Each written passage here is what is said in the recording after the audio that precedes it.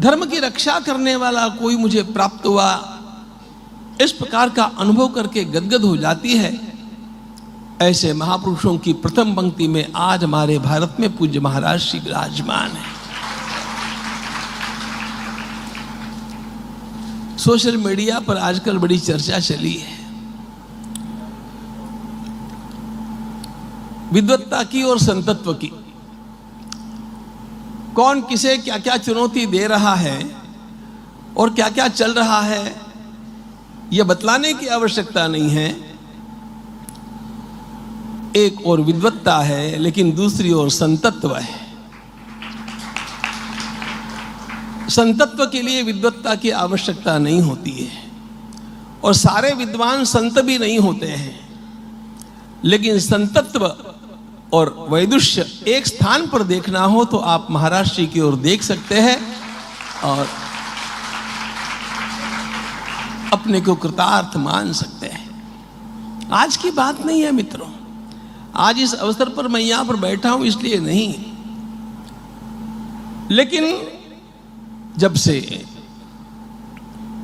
पूज्य महाराज जी का परिचय हुआ और पूज्य बड़े महाराज जी का परिचय हुआ, तब से मैं एक वाक्य बार बार दोहराता आता हूं कि हमारी बड़ी पीढ़ी में पूज्य रमन रेती वाले महाराज है, तो दूसरी पीढ़ी में पूज्य महाराज श्री विराजमान, जिनको देख करके धर्म क्या होता है यह ध्यान में आता है, जिनको देख करके भक्ति क्या होती है ध्यान में आता है, जिनको देख करके संतत्व क्या होता है ध्यान में आता है। ऐसे महापुरुष अधिकाधिक विरल होते जा रहे हैं, और इसलिए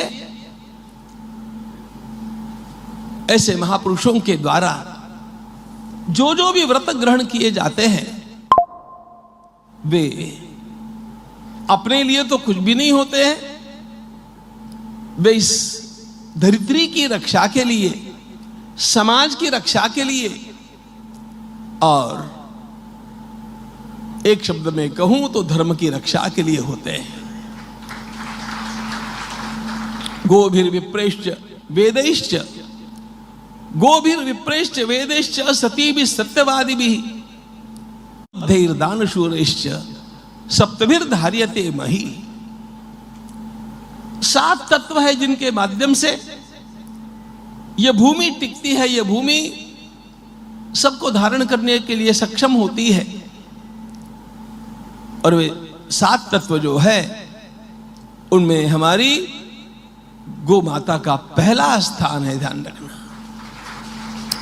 गोभिर विप्रेश्च वेदैश्च सतीभिः सत्यवादिभिः अलुब्धैर दानशूरैश्च सप्तभिर्धार्यते मही। इसलिए निरंतर ध्यान में रखना, आप लोगों के लिए, आप लोगों के द्वारा की जाने वाली यह सेवा, यह धर्म की सीधी सेवा है। धर्म की अप्रत्यक्ष सेवा के अनेक रूप हैं, लेकिन धर्म की प्रत्यक्ष सेवा के 2 रूप हैं।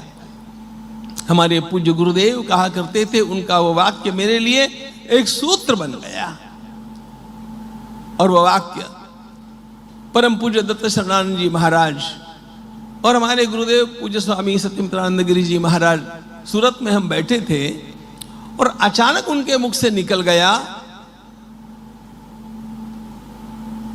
मैं तो उस वाक्य को सुनकर के इतना तुरंत गदगद हो गया कि महाराज, इस पर तो एक पुस्तक लिखी जा सकती है, इतना बड़ा सूत्र आपने दे दिया। गाय के बिना गति नहीं और वेद के बिना मति नहीं।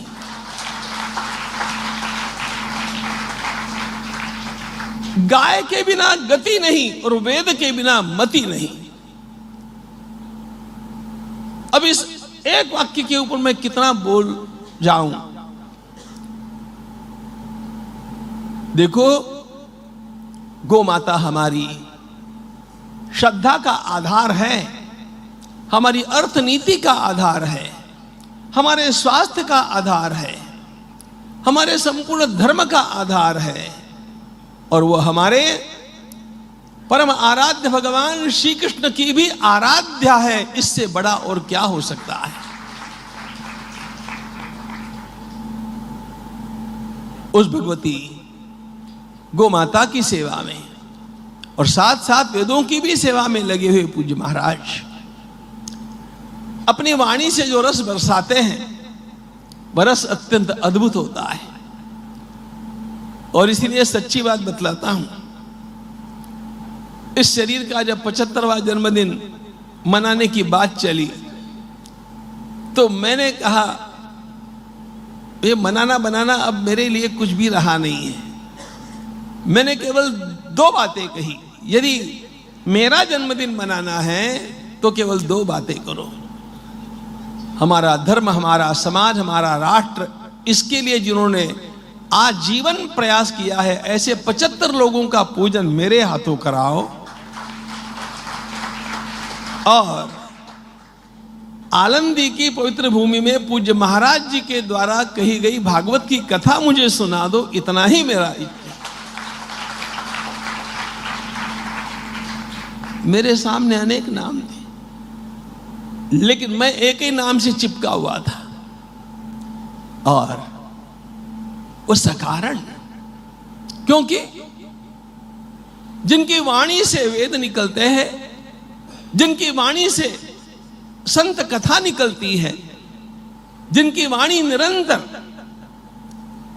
लोकहितकारी परोपकारी कार्यों के लिए कार्यरत है, जिनका शरीर विश्रांत परिश्रम करता है केवल इसलिए कि हमारा यह धर्म निरंतर, धर्म का प्रवाह निरंतर बहता रहे, अगली पीढ़ियां धर्म से वंचित न हो जाए और जिनका हर पदन्यास केवल साधु सेवा में, धर्म सेवा में, गो सेवा में अर्पित है, ऐसे महापुरुष के द्वारा कही हुई कथा सुनने में ही जीवन का सार्थक्य है, जो मैंने अनुभव किया और आप लोगों का अभिनंदन है कि आप लोग भी उसी को अनुभव कर रहे हैं। महाराज जी को देख करके मुझे अनेक बार एक ही श्लोक याद आता है, मानुष्ये सति दुर्लभा पुरुषता पुंस्त्वे पुनर्विप्रता विप्रत्वे बहुविद्यताति गुणिता विद्यामतोऽर्थज्ञता अर्थज्ञस्य विचित्रवाक्य पटुता तत्रापि लोकज्ञता लोकज्ञस्य समस्त शास्त्र विदुषः धर्मे मतिर्दुर्लभा। अब ये सारे के सारे गुण मनुष्य का जीवन प्राप्त हो, उसमें ब्राह्मण शरीर प्राप्त हो। देखो, समाज का कोई भी व्यक्ति कुछ भी कहे लेकिन ब्राह्मण शरीर की अपनी एक विशेषता होती है और वो अनुवंश से चलती आती है। हमारे धर्मशास्त्र ने इसका बड़ा महत्व कहा है और इसलिए पुंस्त्वे पुनर्विप्रता विप्रत्वे बहुविद्यता, कितने शास्त्रों का अध्ययन महाराज ने किया और शास्त्रों के अध्ययन के साथ साथ संगीत का और कितनी सारी अनेक विद्याओं का अध्ययन आपने कर लिया। ये सब अल्प आयु में करते हुए उन्होंने जिस वैराग्य का और जिस प्रकार की धर्म सेवा का परिचय दिया वो केवल अद्भुत है। अनेक संत महात्मा आपके व्यक्तित्व में अपना आधार खोजते हैं, यही बात सबके लिए अत्यंत बड़ी स्पृहणीय बात है।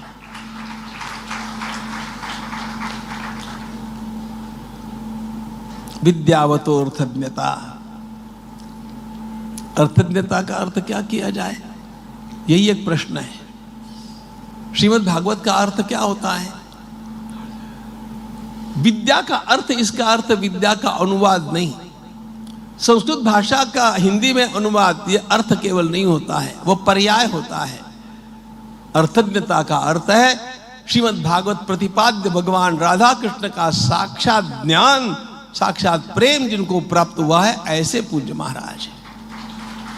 अर्थज्ञता तज्जपस तद अर्थ भावनम, अर्थ भावनम का अर्थ, वहां पर अर्थ का अर्थ मीनिंग नहीं है, वो एक होता है पद, एक होता है पद का अर्थ।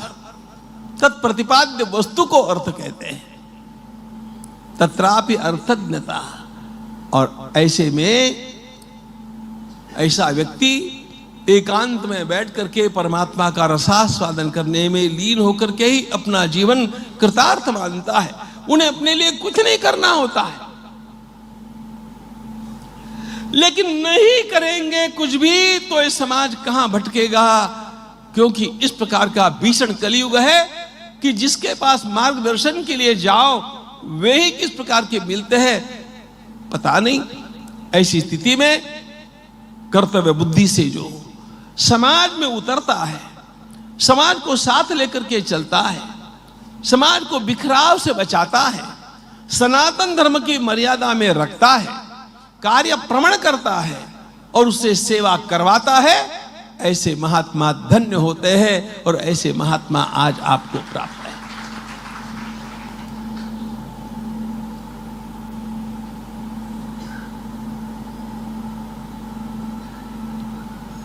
भूमाता को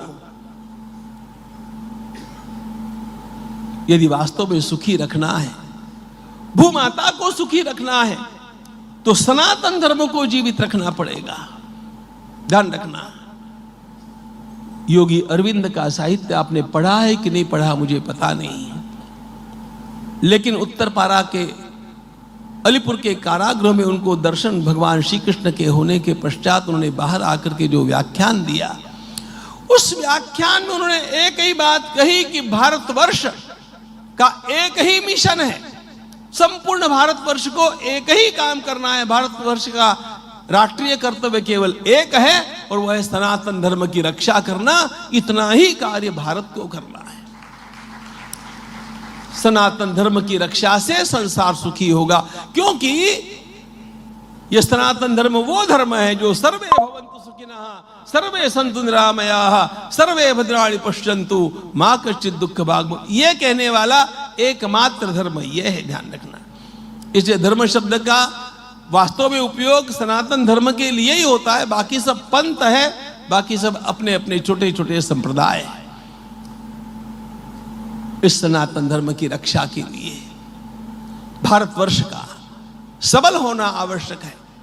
भारतवर्ष का समर्थ होने के लिए यहाँ के हिंदू समाज का समर्थ होना आवश्यक है। ध्यान रखना, हिंदू समाज समर्थ होना चाहिए, संगठित होना चाहिए और एकत्रित होकर के कार्य करने वाला होना चाहिए। आसे तो हिमाचल, जब यह समाज एकत्व का बोध लेकर के काम करेगा तब जाकर के राष्ट्र समर्थ होगा, और राष्ट्र समर्थ होगा तो संसार सुखी होगा। मित्रों, हम लोगों को बहुत बहकाया गया। अनेक शतकों से तो हमें पारतंत्र की पीड़ा में क्रंदन करना पड़ा, लेकिन तथाकथित स्वतंत्रता के बाद भी हम लोगों को बहकाया गया। लेकिन अब देश बदल रहा है, अब देश जग गया है। और इसलिए हमारे महापुरुषों ने जो चाहा था, जिसके लिए परम पूज्य ब्रह्मलीन करपात्री जी महाराज ने लाठियां खाई, गोलियां सही, वो सपना कभी न कभी जल्दी ही पूरा होने वाला है, ऐसा दिख रहा है। ध्यान रखना, गौ माता अवध्य है। गौ माता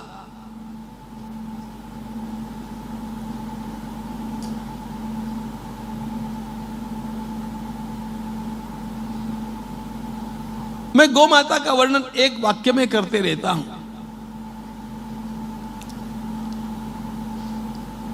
अंग्रेजी में करता हूं। What's a cow? चलता फिरता अस्पताल और चलता फिरता देवालय, चलता फिरता अस्पताल और चलता फिरता देवालय एक स्थान में देखना हो तो गौ माता की ओर देखना।